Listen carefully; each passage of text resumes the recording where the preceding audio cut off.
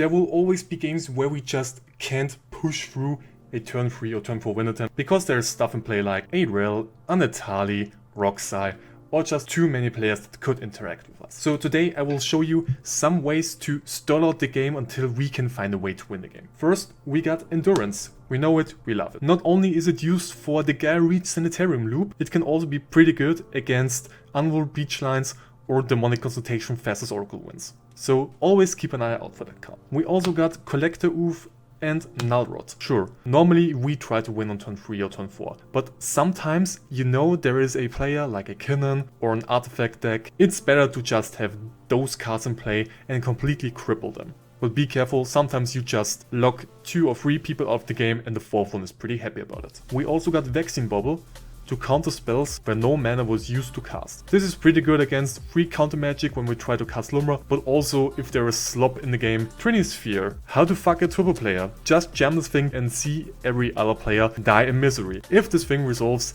generally if there is not a Kinnan player in the game, you will have a really good time.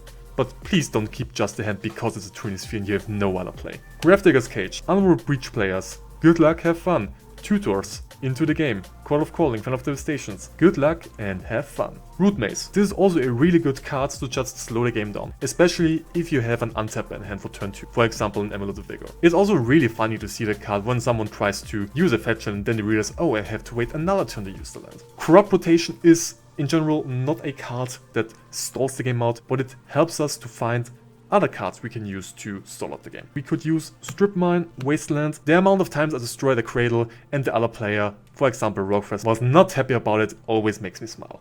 You can also use Microsynth Gardens to, in response to the destroy, tap, activate it, and make it a copy of the artifact, so you still have it in play. If there are heavy creature decks in play, and you also have a way to remove, for example, Gaia's Cradle, the Tabernacle of Penril Vale is really good because you slow your opponents down pretty hard. If you already have Lumra in play, so you can sacrifice it and can recast it in the same turn. Talon Gates is really cool if you want to remove, for example, a Dorothy Voidwalker, Drenth Magistrate, or if someone tries to win the game with a specific creature in play. Gyreed Sanitarium, I can't wait for the day where I can finally use it to stop someone's Fastest Oracle Demonic Consultations win. Pit of Offerings, it's always fun to exile the key pieces of your opponents, for example when you go for an Unwalled Breachline or Tayamic Divisions on the stack. Boseiju Who Endures, it's generally a really good card. And last but not least, we got Echoing Deeps and Vesuva to copy another land in play or in the graveyard to make your opponents even more shambled than Tethers. And if you want to have your own Vesuva that got signed not only by Sultan but also from Gabor, not in foil though, feel free to enter the giveaway down below.